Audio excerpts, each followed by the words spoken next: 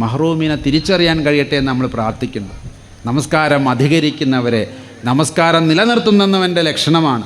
ഇന്ന് അത്തരത്തിലുള്ള ഇസ്ലാമിക കാഴ്ചപ്പാടുള്ള മഹ്റൂമിങ്ങളെ തിരിച്ചറിയുന്ന നമസ്കാരങ്ങൾ നിലനിർത്താത്തവരാണ് നമ്മുടെ ഇടയിൽ എന്നുള്ളതാണ് എന്നെയൊക്കെ വിഷമിപ്പിക്കുന്ന സംഗതി.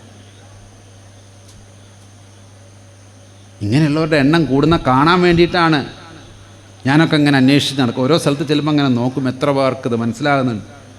ചില സ്ഥലങ്ങളിലൊക്കെ നമ്മൾ കണ്ടിട്ടുണ്ട് കേട്ടോ, പല പഴയ ഉസ്താദുമാരെയും പല സൂഫിയാക്കളെയൊക്കെ കാണുമ്പോൾ അവർക്ക് ഉള്ളു വായിക്കാൻ അറിയും, ഉള്ളു വായിച്ചവർ മനസ്സിലാക്കുന്നുണ്ട്.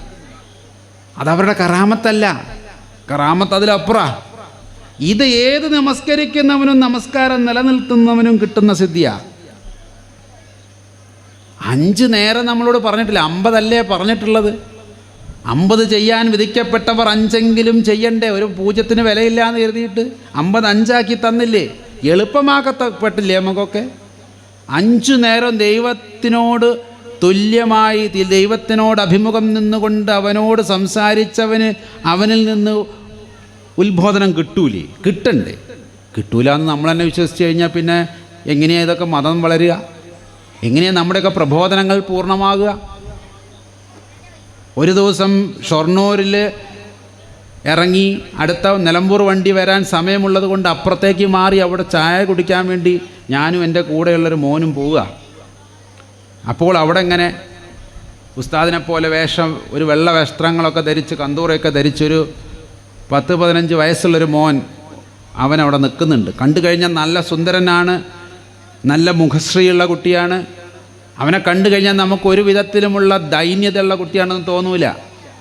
പക്ഷെ എന്തുകൊണ്ടോ എനിക്ക് അപ്പോൾ ഒരു തോന്നൽ, പടച്ചോനെ എന്തോ ഒരു പന്തികേടുണ്ടല്ലേ കുട്ടിക്ക്, എന്തോ ഒരു പ്രശ്നം ഉണ്ടല്ലേ കുട്ടിക്ക്. ഞാൻ എൻ്റെ മോനോട് ചെന്ന് പറഞ്ഞു, ഓനോട് എന്താ അവൻ്റെ പ്രശ്നം ഒന്ന് ചോദിച്ചു നോക്ക്. അപ്പോൾ ഓൻ ചെന്ന് ചോദിച്ചു എന്താ പ്രശ്നം വെച്ചപ്പോൾ കുഴപ്പമൊന്നുമില്ല, അവൻ ഇങ്ങോട്ട് പോരിഞ്ഞ്. ഞാൻ പറഞ്ഞു അങ്ങനെയല്ല, എന്തോ നീ അവൻ ഭക്ഷണം കഴിച്ചോന്ന് ചോദിക്ക്, ചായ കുടിച്ചോന്ന് ചോദിക്ക്. വീണ്ടും ഇവൻ ചെന്ന് ചോദിച്ചു, മോൻ ഭക്ഷണം കഴിച്ചോ, ഞങ്ങളെ ഗുരുജി ചോദിക്കുന്നുണ്ട്. അപ്പോൾ അവൻ പറഞ്ഞു, എനിക്ക് ഗുരുവിനെ കണ്ട് പരിചയമുണ്ട്, വീഡിയോയിലൊക്കെ കണ്ടിട്ടുണ്ട്. സത്യം പറയും, നീ ചായയും ഭക്ഷണമൊക്കെ കുടിച്ചോ? പറഞ്ഞു ചായയും ഭക്ഷണമൊന്നും കുടിച്ചിട്ടില്ല. എന്താ? വന്ന സമയത്തിൻ്റെ പോക്കറ്റ് എന്തോ കീറിയപ്പോൾ ഇട്ട പൈസ പോയതിന് കൊണ്ട് ഉച്ച മുതൽ കാത്തു നിൽക്കുക. ഇനി അവൻ്റെ സുഹൃത്തുക്കൾ വൈകുന്നേരത്തെ ട്രെയിനിൽ വന്നിട്ട് വേണം അവന് ഓതുന്നിടത്തേക്ക് തിരിച്ചു പോകാൻ. ഇവൻ്റെ കയ്യിൽ സ്മാർട്ട് ഫോണോ മറ്റു കാര്യങ്ങളൊന്നും ഇല്ല, ഗൂഗിൾ പേ ഇട്ട് കൊടുക്കാൻ ആർക്കും കഴിയില്ല. കുട്ടികൾക്കൊക്കെ സ്മാർട്ടായതുകൊണ്ട് എടാ എൻ്റെ പൈസ പോയി അടുത്ത 1000 റുപ്യ അയക്കുമെന്ന് പറയാനുള്ള സൗകര്യമുള്ള വീട്ടിലെ കുട്ടിയല്ല. ഞാൻ പറഞ്ഞു, ഓൻ എന്താ ഭക്ഷണം ആദ്യം മേടിച്ചു കൊടുക്ക്, മക്കളെ കൊണ്ട്, എൻ്റെ മകനെ കൊണ്ട്. മകൻ എന്ന് പറഞ്ഞാൽ മുരീദാണ് കേട്ടോ, എൻ്റെ സ്വന്തം മകനല്ല, എൻ്റെ ശിഷ്യനായിട്ടുള്ള മകൻ. ശിഷ്യനെ കൊണ്ട് ഞാനത് അവന് ഭക്ഷണം മേടിച്ചു കൊടുത്തു. അവൻ വേണ്ടാന്നൊക്കെ പറഞ്ഞു, എന്നാലും ആ കണ്ണിൽ ശരിക്കും വിശപ്പ് നമുക്ക് മനസ്സിലാകുമായിരുന്നു. പോകാൻ നേരത്തെ അവൻ പറഞ്ഞു, അവൻ വന്നോട്ടെ, അവനെങ്കിൽ വരാതിരുന്നോട്ടെ, ഏതായാലും നീ ഇത് ചെന്നിട്ട് വീട്ടിൽ നിന്ന് പിന്നീട് അയച്ചു തന്നാൽ മതി എന്ന് പറഞ്ഞു. എന്നിട്ട് ഫോൺ നമ്പർ ഒന്നും കൊടുക്കാതെ ഞങ്ങൾ മുങ്ങുകയും ചെയ്ത്. ഇന്നെപ്പോലത്തെ ഒരാൾക്ക് പോലും ഇതൊക്കെ തിരിച്ചറിയുന്നുണ്ട് എന്നുണ്ടെങ്കിൽ 5 നേരം നിസ്കരിക്കുന്ന ആളുകളുടെ ലക്ഷണമായി ഖുറാനിൽ കണ്ടിട്ടുള്ളതാണ്. അങ്ങോട്ടേക്കൊക്കെ നമ്മളൊന്ന് ഉയരട്ടെ. അങ്ങനെ ഉയർന്ന കുറേ ആൾക്കാരെ ഈ നാട്ടിൽ കാണാൻ ഭാഗ്യമുണ്ടായി. അതാണ് സ്വന്തം തടിയുമ പിടിക്കുന്ന പണിയെടുത്ത് ഈ ചാരിറ്റി നടത്തുന്നവരോടൊന്നും വേറെ വർത്താനമൊന്നും പറയാനില്ല അല്ലേ? അവർ കാറ്ററിങ്ങിന് പോയിട്ടും അവനവൻ്റെ തൊഴിലിൽ നിന്ന് മാറി നിന്നൊരു ദിവസം ഇതിനു വേണ്ടി അധ്വാനിച്ചുണ്ടാക്കുന്ന കാശ് കൊണ്ട് മറ്റുള്ളവരുടെ ഹൃദയത്തെ വേദനിപ്പിക്കാതെ സന്തോഷിപ്പിക്കാൻ വേണ്ടി പ്രയത്നിക്കുന്ന മക്കളുള്ള നാടാണ് ഈ നാട്. ഇത് വല്ലാത്തൊരു അത്ഭുതമാണ്. ഇത്തരം അത്ഭുതങ്ങൾ ഉണ്ടാവട്ടെ. ബാക്കിയുള്ള കുറവുകളെല്ലാം അല്ലാഹ് ഇപ്പോൾ പുറത്തു തരും. ഇതിന് നിന്നു കൊടുക്കുക മാത്രം ചെയ്യുക. ഇസ്ലാം എന്ന് പറഞ്ഞു കഴിഞ്ഞാൽ സമർപ്പിക്കപ്പെട്ട് അടിമപ്പെട്ടുകൊണ്ട് നിൽക്കുക എന്നുള്ളതാണ്. ഈ ഒരു കൽപ്പനകൾക്കൊക്കെ അടിമപ്പെട്ട് നിന്നുകൊണ്ട് ഇത് ചെയ്യുന്നവൻ്റെയൊക്കെ ജീവിതത്തിൽ ഇഹവും പരവും പൂർണ്ണമാണ്. അങ്ങനെ തന്നെ ആകട്ടെ. ലവ്, ദൈവത്തെ സ്നേഹിക്കുക. ദൈവമെന്ന് പറയുന്ന ഒരു ഘടകത്തിൽ നിന്നാണ് മതങ്ങളുടെ എല്ലാത്തിൻ്റെ ആദ്യത്തെ സിലബസ്, ആദ്യത്തെ പാഠം ദൈവത്തെക്കുറിച്ചായിരിക്കണം. ദൈവത്തിൻ്റെ വിചാരത്തെക്കുറിച്ചോ തന്നെക്കാൾ ഉപരിയുള്ള ബോധത്തെക്കുറിച്ചൊന്നും സംസാരിക്കാത്ത ഒരു മതവുമില്ല. ദൈവമെന്ന വാക്കുപയോഗിക്കാത്ത മതങ്ങൾ പോലും ഉണ്ടെങ്കിൽ പോലും അവരൊക്കെ ഉപരിബോധത്തെക്കുറിച്ച് സംസാരിക്കുന്നുണ്ട്. ബോധിസത്വന്മാരെയും ബോധികളെയും കുറിച്ചൊക്കെ സംസാരിക്കുന്നു. തന്നെക്കാൾ ഉപരിബോധമായി നിൽക്കുന്ന സൂപ്പർ കോൺഷ്യസ്നസ് ആയിരിക്കുന്ന, എല്ലാത്തിൻ്റെയും സ്രോതസ്സായിരിക്കുന്ന ആ ദൈവമായ കർത്താവിനെ നിൻ്റെ പൂർണ്ണതയോടുകൂടി, നിനക്ക് പൂർണ്ണമായ ആത്മാവും പൂർണ്ണമായ ഹൃദയവും പൂർണ്ണമായ മനസ്സും, ഈ 3 രീതിയിലും അങ്ങേ അറ്റത്ത് നീ പരിപൂർണമായി സമർപ്പിക്കുക. ഇബാദത്ത് അല്ലെങ്കിൽ സമർപ്പണം അതുണ്ടായിരിക്കട്ടെ എന്നാണ് യേശു ആദ്യം പറഞ്ഞു കൊടുത്തത്. അതിനുശേഷം അദ്ദേഹം പറഞ്ഞു, നിന്നെപ്പോലെ നിൻ്റെ അയൽക്കാരനെയും സ്നേഹിക്കുക. അപ്പോൾ ആകാശത്തിലുള്ള ദൈവത്തെക്കുറിച്ച് പറഞ്ഞപ്പോൾ, അല്ലെങ്കിൽ തന്നിൽ നിന്ന് ഉപരിയായി നിൽക്കുന്ന ദൈവത്തെക്കുറിച്ച് പറഞ്ഞു കഴിഞ്ഞപ്പോൾ, അതിൻ്റെ പരിപൂർണത നിന്നെപ്പോലെ നിൻ്റെ അയൽക്കാരനെയും സ്നേഹിക്കുന്നതിലാണ് എന്ന് പറഞ്ഞു വെക്കുകയാണ് ഈസാ നബി അലൈഹിസ്സലാം. ഇങ്ങനെ ചെയ്യുമ്പോഴേ നീ ഇതിനും മേലെ യാതൊരു വിധത്തിലുമുള്ള ന്യായപ്രമാണങ്ങളും എനിക്ക് നിങ്ങളോട് പറഞ്ഞു തരാനില്ല. ബാക്കിയെല്ലാം ഇതിൽ അന്തർലീനമാണ്. മതമെന്ന് പറയുമ്പോൾ ദൈവവുമായിട്ടുള്ള വ്യക്തിബന്ധവും സാമൂഹിക ബന്ധവും അല്ലെങ്കിൽ ദൈവവുമായിട്ടുള്ള ആ ബന്ധത്തിൽ നിന്ന് തുടങ്ങുകയും അതിൻ്റെ പൂർത്തീകരണം സംഭവിക്കുന്നത് സമൂഹത്തിലെ അയൽക്കാരനോടുള്ള കാരുണ്യം കാണിക്കുന്നതിലാണ്. നിന്നെപ്പോലെ എന്തെങ്കിലും നുള്ളിക്കൊടുക്കാനല്ല പറഞ്ഞത്, നിന്നെപ്പോലെ ഇന്നത്തെ കാലത്ത് നിന്നെപ്പോലെ നിൻ്റെ മക്കളെ സ്നേഹിക്കാൻ കഴിയുന്നുണ്ട്. ഇന്നത്തെ കാലഘട്ടത്തിൽ നിന്നെപ്പോലെ നിൻ്റെ അപ്പനമ്മമാരെയും ഭാര്യയെയും ഭർത്താവിനെയൊക്കെ സ്നേഹിക്കാൻ കഴിയുന്നു. 2000 കൊല്ലം മുമ്പ് ഈസാ നബി അലൈഹിസ്സലാം ബൈബിളിൽ കൃത്യമായി പറഞ്ഞു വെച്ചിരിക്കുക, നിന്നെപ്പോലെ. അതാണ് അതിൻ്റെ സ്റ്റാൻഡേർഡ്, അളവുകോൽ അവിടെയാണ്. നിനക്കത് ആവശ്യമുണ്ടെങ്കിൽ നിന്നോട് എങ്ങനെ പെരുമാറണമെന്ന് നീ ആഗ്രഹിക്കുന്നു അതുപോലെ തിരിച്ച് പെരുമാറുക. യാക്കോബ് അപ്പസ്തോലൻ്റെ ഒരു ലേഖനമുണ്ട് അവസാനം ബൈബിളിൻ്റെ ലാസ്റ്റ് ഭാഗങ്ങളിൽ. കൃത്യമായി അദ്ദേഹം പറയുന്നു, കാണപ്പെടാത്ത ദൈവത്തെ സ്നേഹിക്കുന്നു എന്ന് പറയുകയും കാണപ്പെടുന്ന സഹോദരനെ ദേഷിക്കുകയും അവൻ്റെ കാര്യങ്ങൾക്കൊന്നും നിന്നുകൊടുക്കാതെ അവൻ്റെ ആവശ്യങ്ങൾക്ക് മുഖം തിരിഞ്ഞു നിൽക്കുന്നവനൊക്കെ കള്ളനാകുന്നു. ഒരാളുടെ കള്ളൻ എന്നതിൻ്റെ ഡെഫിനിഷൻ യേശു സമ്പ്രദായം, യേശു മാർഗം പറയുന്നത് അതാണ്. യേശുവിൻ്റെ അപ്പസ്തോലന്മാരത് പറയുന്നത് അങ്ങനെയാണ്. സ്നേഹമില്ല എങ്കിൽ നിങ്ങൾ മുഴങ്ങുന്ന ചേമ്പലയോ കൈത്താളമോ ഒക്കെ ആകുന്നു എന്ന് പൗലോസ് ശ്ലീഹ കൊരിന്ത്യക്കാർക്ക് എഴുതിയ ലേഖനത്തിൽ പറയുന്നുണ്ട്. Without love you are nothing. ഈ സ്നേഹത്തിൻ്റെ പ്രഫുല്ലമാണ് നമ്മളെല്ലാം ഇത്തരം പ്രവർത്തനങ്ങളിലൂടെ കാണിക്കേണ്ടത്, കാണുന്നത്. ഇനി ഞാൻ നേരത്തെ സൂചിപ്പിച്ചൊരു അത്ഭുതമുണ്ടല്ലോ, എന്നെ എപ്പോഴും അത്ഭുതപ്പെടുത്തിയിട്ടുണ്ട്. നോട്ട് എ വണ്ടർ, ഇങ്ങനെ എന്നുള്ള അർത്ഥത്തിലല്ല, അതൊരു വല്ലാത്തൊരു ഒരു ചോദ്യചിഹ്നമായി നിൽക്കുന്നുണ്ട്. യേശു രണ്ടാമതും വരുമ്പോൾ, ഈസാ നബി അലൈഹിസ്സലാം രണ്ടാമതും വാനമേഘങ്ങളിൽ വരുമെന്ന് മുസ്ലിങ്ങളും വിശ്വസിക്കുന്നുണ്ട്. അദ്ദേഹം ഇവിടെ അങ്ങോട്ടും ഇങ്ങോട്ടും ഒരു ജഡ്ജ്മെൻ്റ് നടത്തുമെന്നും 2 മതങ്ങളും വിശ്വസിക്കുന്നുണ്ട്. അതിൽ പ്രത്യേകിച്ച് ഈസാ നബിയുടെ വരവുമായി ബൈബിളിൽ പറയുന്നൊരു കാര്യമുണ്ട്. അവർ ലോകത്തിലുള്ളവരെ 2 വിഭജിക്കും. ഇടത്ത് നിൽക്കുന്നവർ ഒരു ഭാഗവും വലത് നിൽക്കുന്നവർ ഒരു ഭാഗവും. ഇടതുഭാഗത്ത് നിൽക്കുന്നവരോട് അവൻ കൽപ്പിക്കും, നിങ്ങളെനിക്ക് വിശന്നു, ഭക്ഷണം തന്നില്ല. നിങ്ങളെനിക്ക് ദാഹിച്ചതായി കണ്ടു, നിങ്ങളെനിക്ക് വെള്ളം തന്നില്ല. ഞാൻ നഗ്നനായിരുന്നു, നിങ്ങളെന്നെ ഉടുപ്പിച്ചില്ല. ഞാൻ കാരാഗ്രഹത്തിലായിരുന്നു, നിങ്ങളെന്നെ വന്ന് കണ്ടില്ല. അവർ ചോദിച്ചു, ഇതൊക്കെ എപ്പോൾ? താടിയും മുടിയും വെച്ച് ഗ്ലോഹയൊക്കെ ഇട്ട ഒരാളെ ഞങ്ങൾ കണ്ടിട്ടില്ല ബുദ്ധിമുട്ടിൽ. അതുകൊണ്ട് തന്നെ നിൻ്റെ മുഖച്ഛായുള്ളവരെയൊന്നും ഞങ്ങൾ കണ്ടിട്ടില്ലല്ലോ, പിന്നെ ഞങ്ങളെങ്ങനെ തിരിച്ചറിയും നീ വന്നു എന്നത്? ഞങ്ങളടുത്തേക്കൊക്കെ വന്നു എന്തെന്നാ ഉറപ്പ്? അപ്പോൾ പറയുന്നൊരു വാചകമാണ്, whatsoever you do to the least of my brothers and sisters that you do unto me. ഈ എളിയ സഹോദരി സഹോദരന്മാർക്ക് നിങ്ങൾ എന്തെങ്കിലും ചെയ്തിട്ടുണ്ടെങ്കിൽ അത് എനിക്ക് തന്നെയാണ് ചെയ്തിട്ടുള്ളത്. ചെയ്യാതിരുന്നപ്പോൾ അത് എനിക്ക് തന്നെയാണ് ചെയ്യാതിരുന്നിട്ടുള്ളത്. ഈ വലതു ഭാഗത്തുള്ളവരോട് പറയും, എനിക്ക് ദാഹിച്ചു, നിങ്ങളെനിക്ക് വെള്ളം തന്നു. എനിക്ക് ഭക്ഷണമില്ലായിരുന്നു, നിങ്ങളെനിക്ക് ആഹാരം തന്നു. ഞാൻ കാരാഗ്രഹത്തിലായിരുന്നു, എന്നെ വന്ന് കണ്ട് ആശ്വസിപ്പിച്ചു. ഞാൻ നഗ്നനായിരുന്നു, നിങ്ങളെന്നെ ഉടുപ്പിച്ചു എന്ന് പറഞ്ഞ് ഒരുപാട് കാര്യങ്ങൾ പറയുമ്പോൾ അവരും ചോദിക്കും, ഞങ്ങളിങ്ങനെയുള്ളൊരു ഫിഗറിന്, യേശു എന്ന് പറയുന്ന ഒരു ഫിഗറിന് ഞങ്ങളിതൊന്നും ചെയ്തിട്ടില്ലല്ലോ. അപ്പോഴും അദ്ദേഹം പറയുന്നത്, whatsoever you do to the least of my brothers and sisters that you do unto me. അത് നിങ്ങൾ എനിക്ക് തന്നെയാണ് ചെയ്തത്. എന്നിട്ട് അവരോട് പറയും, പിതാവിൻ്റെ മഹത്വത്തിലേക്ക്, പിന്നെ അവരെ സ്വർഗത്തിലേക്ക് കൊണ്ടുപോകുന്നൊരു കാഴ്ചയൊക്കെയാണ്. അപ്പോൾ മറ്റുള്ളവർ ഒന്നുകൂടി പറഞ്ഞു നോക്കും, ഞങ്ങൾ നിൻ്റെ പേരിൽ പല അത്ഭുതങ്ങളും പ്രവർത്തിച്ചിട്ടുണ്ട്. കണ്ണ് കാണാത്തവർക്ക് കണ്ണ് കൊടുത്തു, മൂക്ക് കേൾക്കാനില്ലാത്തവർക്ക് മൂക്ക് കൊടുത്തു, ചെവി കേൾക്കാത്തവന് ചെവിട് കൊടുത്തു, ഊമയെ സംസാരിപ്പിച്ചു, പള്ളി പണിതു, അത് ചെയ്തു, ഇത് ചെയ്തു എന്നൊക്കെ ഒന്ന് ലിസ്റ്റ് ഔട്ട് ചെയ്യും. അവർ ചെയ്ത അത്ഭുതങ്ങൾ, നിൻ്റെ നാമത്തിൽ ഞങ്ങളിതൊക്കെ ചെയ്തില്ലേ. ആ പറയുന്ന ലാസ്റ്റ് വാചകം എന്നെ എപ്പോഴും ഷെയ്ക്ക് ചെയ്യുക. എപ്പോഴും എനിക്കത് കേൾക്കുമ്പോൾ ഒരു വിറയലാണ്. യേശുവിൻ്റെ വാചകം കടമെടുത്ത് പറയുകയാണെങ്കിൽ ഐ നെവർ ന്യൂ യു, ഞാൻ നിങ്ങളെ ഒരു നാളും അറിഞ്ഞിട്ടില്ല. എന്തൊരു കഷ്ടമെന്ന് ആലോചിച്ച് നോക്കി. ഇതൊക്കെ ചെയ്തിട്ട് യേശുവിൻ്റെ നാമത്തിൽ ഇതെല്ലാം ചെയ്തിട്ട് അവസാനം പറയാം ഞാനത് അറിഞ്ഞിട്ടേ ഇല്ല. അറിഞ്ഞു ചെയ്തത് തെറ്റായിപ്പോയി എന്ന് പറഞ്ഞാൽ നമുക്കൊരു ഒരു ഒരു സ്കോപ്പുണ്ട്. ഇതൊക്കെ പുള്ളിക്കാരൻ അറിയുന്നുണ്ടായിരുന്നു.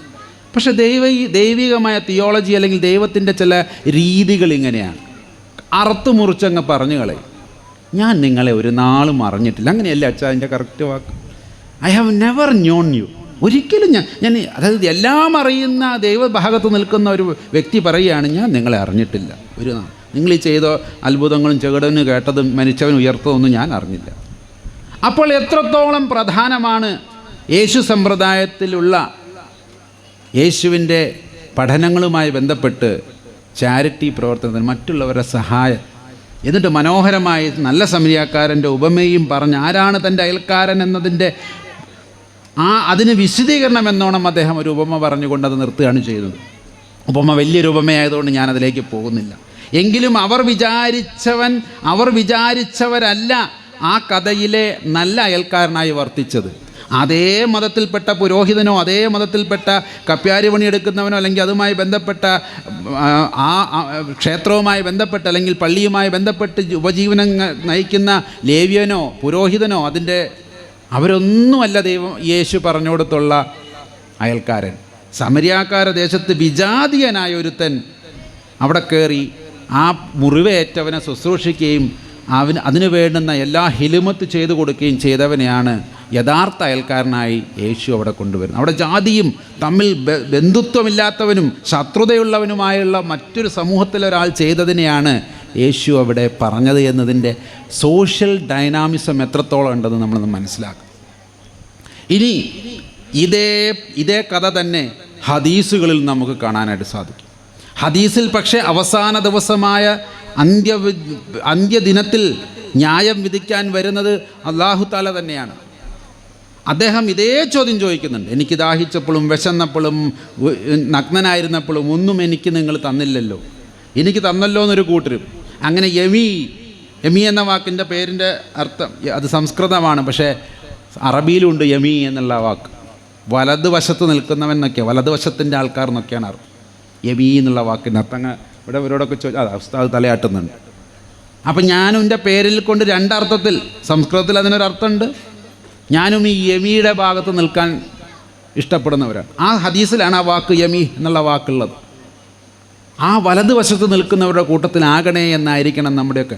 അതിന് തൗഫീക്കും ഹിദായത്തും ഒക്കെ ഉണ്ടാകണേ എന്ന് നമ്മൾ പ്രാർത്ഥിക്കേണ്ടതുണ്ട്. അതിനാണ് ദൈവത്തോട്, ദൈവമേ ആ നല്ലവരുടെ കൂട്ടത്തിൽ സിറാത്തുൽ മുസ്തഖീം നേരായ മാർഗത്തിൽ ചരിച്ചവരുടെ മാർഗത്തിലെ ഞങ്ങളാക്കണമേ എന്ന സൂക്ഷ്മതയാണ് ഓരോ ഇസ്ലാം വിശ്വാസിയും എത്ര പ്രാവശ്യമാണ് രാവിലെ തൊട്ട് വൈകുന്നേരം വരെ നമസ്കരിക്കുമ്പോൾ എത്ര പ്രാവശ്യം നമ്മളത് ചൊല്ലുന്നുണ്ട്. പിഴച്ചവരുടെയും ദൈവകോപത്തിന് ഇരയായവരുടെയും മാർഗത്തിലല്ല എന്ന് പറയുമ്പോൾ എന്താണ് ഉദ്ദേശിക്കപ്പെടുന്നത്? നമുക്ക് ലഭിച്ചതായിട്ടുള്ള ഹിദായത്ത് തൗഫീക്ക് നിലനിർത്തി കൊണ്ടുപോകണമെങ്കിൽ ഈ പറയുന്നത് പോലുള്ള പ്രവർത്തനങ്ങൾ ഉണ്ടായേ പറ്റൂ. അത് ഹദീസിലെ വിഷയം. ഇനി ഖുറാനിലേക്ക് വരികയാണെങ്കിലോ അൽ മൗൻ സൂറത്തിൽ പറയുന്നുണ്ടല്ലോ, നമസ്കരിക്കുന്നവർക്ക് ശാപം. എങ്ങനെയത്? കൃത്യമായ നേരത്തെ പറഞ്ഞ പോലെ പരിപൂർണ്ണ ഹൃദയത്തോടും പരിപൂർണ്ണ ആത്മാവോടും പരിപൂർണ്ണ മനസ്സോടും കൂടി നമസ്കാര കർമ്മത്തിൽ ഏർപ്പെട്ടില്ല എങ്കിൽ അവന് ശാപമാണ്. പലപ്പോഴും നമ്മുടെയൊക്കെ നമസ്കാര സമയത്താണ് മനസ്സൊന്ന് ഫ്രീ ആകുന്നത്. ആ സമയത്താണ് ഇല്ലാത്ത എല്ലാ ചിന്തകളും കയറി വരുന്നത്. ഇന്നിപ്പോൾ രാവിലെ ഭാര്യ ചായപ്പൊടിയോ പഞ്ചാര പറഞ്ഞു, രണ്ടും അങ്ങോട്ട് ഓർമ്മയില്ല. ചായപ്പൊടിയാണെന്ന് ഓർമ്മയില്ല, പഞ്ചാരയാണെന്ന് ഓർമ്മയില്ല. സൂറത്ത് അവിടെ അങ്ങനെ ഓതുന്നുണ്ടാവും. അല്ലെങ്കിൽ കോഴിക്കോട് അടച്ചിട്ടില്ല, പഠിച്ചോനെ ഈസാ ബാങ്ക് കൊടുക്കുകയും ചെയ്ത് കുറുക്കം വരേണ്ട സമയമാണ്, എനിക്കൊരു ഓർമ്മ കിട്ടണില്ലല്ലോ. അപ്പോഴാണ് എല്ലാ ഓർമ്മകളും ഇങ്ങനെ തെളിഞ്ഞ് നിൽക്കുന്നത്. ദൈവം ഒഴിച്ച് ബാക്കി എല്ലാത്തിനും ഓർക്കും. നാളത്തെ കച്ചവടപ്പം എങ്ങനെയാവും? ഇന്നിപ്പോൾ തക്കാളിക്ക് 10 നാളെ 15 ആവുമോ? ഇന്നെ കുറച്ച് മേടിക്കായിരുന്നു, ഏതായാലും ഇത് കഴിഞ്ഞിട്ട് തന്നെ മേടിക്കണം, മറക്കല്ലേ. അല്ലാതെ മറന്ന് ബാക്കിയൊക്കെ ഉണ്ട്.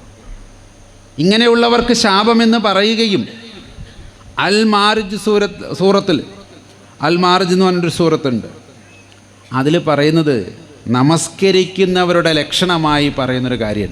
എന്താണ് നമ്മളൊക്കെ മനസ്സിലാക്കി വെച്ചിരിക്കുന്നത്? നമസ്കരിക്കുന്നവൻ്റെ ലക്ഷണം, അതായത് നമസ്കാരം നമസ്കരിക്കുക എന്ന വാക്കല്ല, നിസ്കാരം നിലനിർത്തുന്നവൻ്റെ. ഈ നമസ്കരിക്കലും നമസ്കാരം നിലനിർത്തലും തമ്മിൽ എന്താ വ്യത്യാസം? ഞങ്ങളുടെ നാട്ടിലൊക്കെ വെള്ളം കിണർ കുഴിച്ചതിന് ശേഷം വെള്ളം നിലനിർത്തുക എന്ന് പറഞ്ഞൊരു പരിപാടിയുണ്ട്. വെള്ളം കണ്ടു എന്ന് പറഞ്ഞാൽ അത് മൂടിയിട്ട് പോരൂല, അത് നിലനിൽക്കണം. ഏത് വേനൽക്കാലത്തും കുറച്ച് മാസത്തേക്ക് ഉപയോഗിക്കാനുള്ള വെള്ളം അതിൽ നിലനിൽക്കാൻ തക്കവണ്ണം വീണ്ടും താഴ്ത്തും. അത് നിലനിർത്തി ഒരാൾ 2 ആൾ 3 ആൾ പൊക്കം വെള്ളം ആ ഉറവ തരുന്നുണ്ട് എങ്കിൽ അതിൻ്റെ അർത്ഥം വെള്ളം നിലനിന്നു എന്നുള്ളതാണ്. ഇതേ ആശയമാണ് നമസ്കാരം നിലനിർത്തുന്നവർ. അവർ വെറുതെ നമസ്കരിച്ചു എന്ന് മാത്രമല്ല, അവരെ സംബന്ധിച്ചിടത്തോളം അവർ നമസ്കാരം നിലനിർത്തുന്നവരാണ്.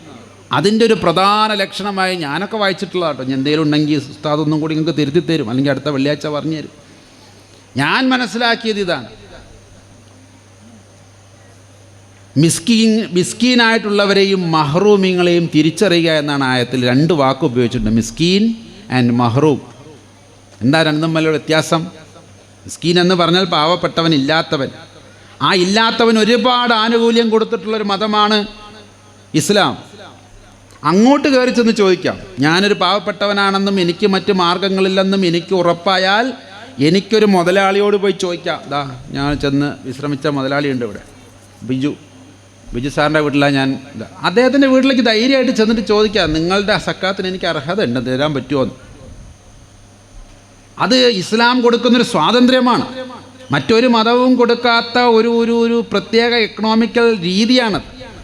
ആവശ്യക്കാരന് കയറി ചെന്ന് എൻ്റെ അവകാശം തായോ എന്ന് പറയാനുള്ള ഒരു ഡൈനാമിസം അത് വേറെ. മറ്റവരൊക്കെ കൊടുക്കുന്നവൻ്റെ കാരുണ്യത്തിലാണ് ആശ്രയിക്കുന്നത്. ഇത് വാങ്ങുന്നവൻ്റെ അവകാശത്തിന്മേലാണ് സക്കാത്ത് നിലനിർത്തുന്നത്. അതുകൊണ്ട് മിസ്കീന് നിങ്ങൾ കൊടുത്തില്ലെങ്കിൽ ചോദിച്ചു വാങ്ങിക്കോളും. പക്ഷേ ഈ രണ്ടാമത് പറഞ്ഞ മഹ്റൂമുകളുണ്ടല്ലോ, മഹ്റൂമീങ്ങൾ, ഹറാമാക്കപ്പെടുക എന്ന വാക്കിൻ്റെ മറ്റൊരു രൂപമാണ് മഹ്റൂം. എന്ത് ഹറാമാക്കപ്പെട്ടവൻ? ദൈവം തന്നെ ചിലവർക്ക് സമ്പത്ത് ഹറാമാക്കപ്പെട്ട് കൊടുത്തിട്ടുണ്ട്. നീ അത് ഈ ജന്മത്തിൽ ഉപയോഗിക്കേണ്ട എന്ന് പറഞ്ഞത് നല്ല അർത്ഥത്തിലാണ്. കാരണം അതുകൊണ്ടുണ്ടാകുന്ന ദോഷങ്ങളിൽപ്പെട്ട് അവൻ ഇഹവും പരവും നഷ്ടപ്പെടാതിരിക്കാൻ ദൈവം തന്നെ ചിലവർക്ക് സമ്പത്ത് ഹറാമാക്കി കൊടുക്കും. ആ കൂട്ടത്തിലൊക്കെ പെട്ടാൽ ഞാനിട്ടോ. കാരണം ഈ ഒരു വിധാനത്തിൽ ജീവിക്കുമ്പോൾ, ഇപ്പോൾ ഇവിടെ വന്നപ്പോൾ അവർ പറഞ്ഞു 2 നേരത്തെ കുറച്ച് എന്താണ് പച്ചക്കറി തിന്നണം. അതിനൊന്നും ഇത്ര വലിയ സമ്പാദിക്കേണ്ട കാര്യമൊന്നുമില്ല. എന്നാൽ ലക്ഷക്കണക്കിന് രൂപ ശമ്പളം വാങ്ങിയിരുന്ന ഒരാളായിരുന്നു ഞാൻ. പിന്നെ മനസ്സിലായി എന്തിനാപ്പത്. ആ സമ്പത്ത് ദൈവം ഹറാമാക്കപ്പെട്ട ഒരു സമയമുണ്ടായിരുന്നു. അതിൻ്റെ അർത്ഥം എല്ലാവർക്കും അല്ല കേട്ടോ, മഹ്റൂമിനെ സംബന്ധിച്ചായി പറയുന്നു. അങ്ങനെയുള്ളവർ എങ്ങനെയാണ് ജീവിക്കുക പിന്നീട് എന്ന് ചോദിച്ചു കഴിഞ്ഞാൽ, അവരാരും അവരുടെ ദൈന്യത മറ്റുള്ളവരെ കാണിക്കാൻ ഇഷ്ടപ്പെടില്ല, അത് ചർച്ച ചെയ്യില്ല. അവൻ്റെ വീട്ടിൽ അടുപ്പ് പുകഞ്ഞിട്ടില്ലെങ്കിലും ഭാര്യയ്ക്കും മക്കൾക്കും പട്ടിണിയാണെങ്കിലും അവൻ ചോദിക്കില്ല. ഇത് അവകാശമായി ഞാനൊരു മിസ്കീനാണെന്ന ബോധത്തിൽ ചെന്ന് ആരോടും ചോദിക്കില്ല. കണ്ടറിഞ്ഞ് ദൈവം തന്നെ അതിനുള്ള പരിഹാരം മറ്റുള്ളവരിലൂടെ ചെയ്തു കഴിഞ്ഞാൽ അവനത് വാങ്ങും. സഹാബത്തിൻ്റെ കൂട്ടത്തിൽ ഒരുപാട് മഹ്റൂമിങ്ങളുണ്ടെന്ന് ഞാൻ കേട്ടിട്ടുണ്ട്. അപ്പോഴാണല്ലോ ഈ എന്തുകൊണ്ടാണ് ഈ ഖുർആൻ ആയത്ത് അവിടെ ഇറങ്ങിയത് എന്ന് നമുക്ക് മനസ്സിലാക്കേണ്ടത്. കാരണം എല്ലാവരും ഭക്ഷണം കഴിച്ച പോലെയൊക്കെ കാണിക്കും. അതേപോലെ പുറത്തേക്ക് ഇറങ്ങി നോക്കി അവൻ്റെ വീട്ടിൽ നിന്നും പുക ഉയരുന്നുണ്ട്. അപ്പോൾ സാധാരണക്കാരായിട്ടുള്ള സഹാബികൾ എന്ത് വിചാരിക്കും? ആ സഹാബീൻ്റെ വീട്ടിൽ എന്തോ ഉണ്ടാക്കുന്നുണ്ട്, പുകയൊക്കെ പോകുന്നുണ്ടോടി, കുറച്ച് പുകയൊക്കെ പോകുന്നുണ്ട്. അതിൻ്റെ അർത്ഥം വെറുതെ വെള്ളം തിളപ്പിക്കുകയോ അല്ലെങ്കിൽ അടുപ്പ് കത്തിച്ച് പുകയ്ക്കുകയായിരിക്കും. ഒന്നുമില്ല, അടുപ്പത്ത് വെക്കാൻ പച്ചവെള്ളം പോലും ഉണ്ടാവില്ല. എന്നിരുന്നാലും അവൻ ആരോടും ചോദിക്കില്ല. അവൻ ദൈവത്തിൽ ഭരമേൽപ്പിച്ചവനാണ്. ദൈവമേ, എനിക്കിത് നിഷേധിച്ചത് നീയാണെങ്കിൽ നീ തന്നെയാണ് ഇതിനൊരു പരിഹാരം ചെയ്യേണ്ടത് എന്ന ബോധത്തിൽ നിൽക്കുന്നവനാ. അങ്ങനെയുള്ളവൻ പോയി ഇറക്കൂല, ചോദിക്കൂല. അല്ലെങ്കിൽ അവന് ചോദിക്കാനുള്ള അർഹത അല്ലെങ്കിൽ അങ്ങനെ ചോദിക്കാനുള്ള മനസ്സവനുണ്ടാവില്ല. അങ്ങനെയുള്ളവരെ മനസ്സിലാക്കുന്നത് നമസ്കാരം നിലനിർത്തുന്നവനാണ്. അതാണ് നമസ്കാരം നിലനിർത്തിയവൻ്റെ ലക്ഷണം. സക്കാത്ത് കൊടുക്കാൻ ഞാൻ പറയുന്നത് ഇവിടെ സക്കാത്ത് കൊടുക്കുന്ന വളരെ പ്രധാനപ്പെട്ട കാര്യമായി പറഞ്ഞു. ഇസ്ലാമിക് എക്കണോമിക്സിൻ്റെ ചില മൈക്രോ മാനേജ്മെൻറ്റ് കണ്ട് ഞാനൊക്കെ പലപ്പോഴും അന്തം വിട്ടുപോയിട്ടുണ്ട്. പല രീതിയിലും അതൊന്നും ഇനിയും പഠിക്കപ്പെട്ടിട്ടില്ല. പല യൂണിവേഴ്സിറ്റികളും ഞാനതിന് പ്രബന്ധങ്ങളുണ്ടോ എന്ന് അന്വേഷിച്ചിട്ടുണ്ട്. അൽ അസർ യൂണിവേഴ്സിറ്റി വരെ ഞാൻ പോയിട്ടുണ്ട്. ഇസ്ലാമിക് എക്കണോമിക്കുമായി ഇനിയും പല നല്ല കാര്യങ്ങൾ ഇനിയും പഠന വിഷയമാക്കിയിട്ടില്ല.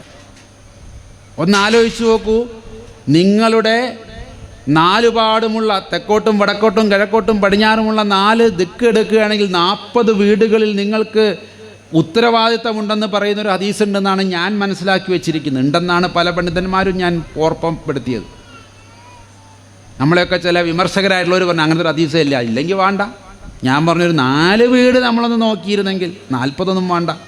4 വീടുകൾ നമുക്ക് തെക്കും വടക്കും ചുറ്റും 4 വീട് നമ്മുടെ ഒരു മുസ്ലിമിന് ചുറ്റും 4 വീടുകളുടെ സുസ്ഥിതി അവൻ ഏറ്റെടുത്താൽ ഈ കേരളത്തിൽ റേഷൻ സംവിധാനം വിതരണം വേണ്ട, കേന്ദ്രത്തിൻ്റെയും വേണ്ട, കേരളത്തിൻ്റെയും വേണ്ട.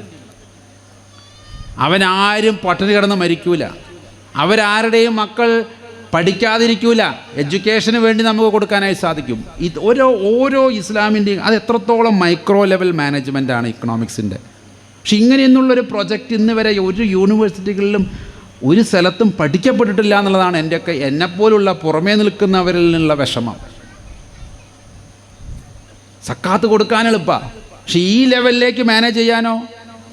മഹ്റൂമിനെ തിരിച്ചറിയുക എന്ന് പറഞ്ഞാൽ നമസ്കാരം കഴിഞ്ഞ് ഒരാളെ കാണുമ്പോൾ അവൻ്റെ ഉള്ളിൽ അല്ലാഹ് വജൂദായി അവൻ്റെ കണ്ണിലൂടെയും അവൻ്റെ നമസ്കാരം കൊണ്ട് ശുദ്ധമാക്കപ്പെട്ട ബോധത്തിലൂടെ ദൈവത്തിന് പ്രവർത്തിക്കാനും അവൻ്റെ കണ്ണിലൂടെ ആവശ്യമുള്ള മഹ്റൂമിനെ തിരിച്ചറിയുകയും ചെയ്യുന്ന വലിയൊരു സൈക്കോ സോഷ്യൽ ഡൈനാമിസം ഉണ്ട് ഇവിടെ.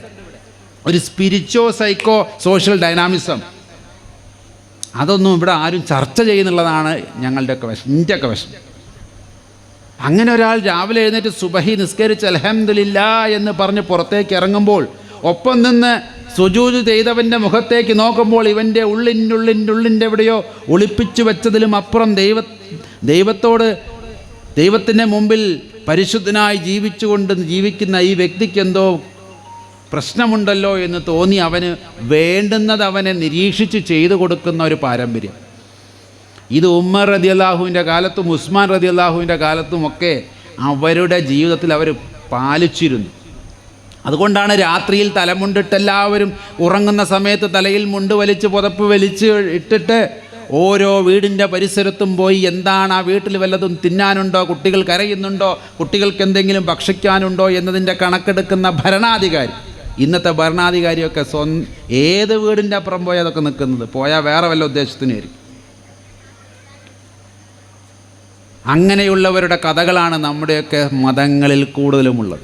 എന്നിട്ട് സ്വന്തം വീട്ടിൽ ചെലവിന് വെച്ചിരിക്കുന്ന എണ്ണയും ഒലിവെണ്ണയും മാവും മറ്റ് കാര്യങ്ങളുമൊക്കെ സ്വന്തം തലയിൽ ചുമടെടുത്ത് കൊണ്ടുപോയി കൊടുത്ത ഖലീഫമാർ എത്രയുണ്ടായിരുന്നു നമുക്ക്. അത് ഏറ്റാൻ വന്നു കഴിഞ്ഞാൽ ഭൃത്യനോട് പറഞ്ഞു, ഇത് നിൻ്റെ കടമയല്ല, ഇത് എൻ്റെ കടമയാണ്. എൻ്റെ ഒരുത്തൻ പട്ടിണി കിടക്കുന്നുണ്ടെങ്കിൽ അത് നിൻ്റെ തലയിലേറ്റിച്ച് കൊണ്ടുപോകാനുള്ളതല്ല. അത്രത്തോളം വിനയം. ആ വീട്ടിലേക്ക് വേണ്ടുന്ന സാധനങ്ങൾ ഒരു രാജ്യത്തിൻ്റെ ഭരണാധികാരി തലയിൽ ചുമന്ന് കൊണ്ട് പോകുന്ന സൂക്ഷ്മതയുടെ പേരാണ് ഇസ്ലാം. അതായിരിക്കണം ഇസ്ലാം. ആർക്കെങ്കിലും എന്നോട് വിയോജിക്കാനുണ്ടോ? എന്നെ കേൾക്കുന്ന ഏത് മതത്തിലുള്ളവരും എന്നോട് പറയും, ഇതിനെയാണ് ഞാൻ ഇസ്ലാം എന്ന് പറയുന്നത്. അത്രത്തോളം നിന്നോ? ഉമർ റളിയല്ലാഹുവിൻ്റെ കാലത്ത് ഉമർ പറഞ്ഞു എന്ന് പറയുന്നൊരു ഹദീസുണ്ട്. ടൈബ്രീസ് നദിയുടെ തീരത്ത് ഏതെങ്കിലും ഒരു കഴുത ഭക്ഷണം കിട്ടാതെ കരയുന്നുണ്ടെങ്കിൽ അതിൻ്റെ ഉത്തരവാദിത്തം ഞാൻ ഏറ്റെടുത്ത് രാജിവെക്കുന്നു എന്ന് പറയാൻ ധൈര്യമുള്ള എത്ര പഞ്ചായത്ത് മെമ്പർ, വാർഡ് മെമ്പർ മുതൽ അങ്ങ് പ്രധാനമന്ത്രി വരെയുള്ള എത്ര പേർക്കറിയാം? ഈ അർത്ഥത്തിലാണ് അവിടെയൊക്കെ മാതൃകാപരമായ പൊളിറ്റിക്സ്. അതായത് ഒരു കഴുത ഭക്ഷണം കിട്ടാതെ കരഞ്ഞാൽ മതി, ഞാൻ രാജിവെക്കുന്നു. ഇതിലുണ്ടോ പറയാൻ? അവനവൻ്റെ വാർഡിൽ കിടന്ന് മരിച്ചവരുടെ എണ്ണം അറിയാതെ പട്ടിണി കൊണ്ട് മരിച്ചവരുടെ എണ്ണം കൂടുന്ന കാലം. നമ്മുടെയൊക്കെ മൊത്തമായ ചില രീതികൾ കൊണ്ട് കേരളത്തിലൊക്കെ വളരെ കുറവാണെന്ന് കരുതിക്കോളി. പക്ഷേ ഇപ്പോഴും തമിഴ്നാട്ടിലും പല നോർത്ത് ഇന്ത്യൻ ഗ്രാമങ്ങളിലും ഇപ്പോഴും ഇതുണ്ട്. ഒരു നേരം തന്നെ എങ്ങനെ ഭക്ഷണം ഇപ്പോഴും കൊടുക്കുമെന്നറിയാത്ത ആളുകൾ ഇന്നും ഞാൻ കണ്ടിട്ടുണ്ട്. കേരളത്തിലില്ലാന്നുണ്ട്. ഇതൊന്നും ഇപ്പോൾ ഏതോ നൂറ്റാണ്ടിലെ കഥയില്ലെന്നും പറഞ്ഞു. ഇന്ന് എൻ്റെ കൂടെ ആന്ധ്രയിലൊക്കെ വന്നു കഴിഞ്ഞാൽ രാവിലെ പോകുന്ന വണ്ടിയിൽ കയറണം.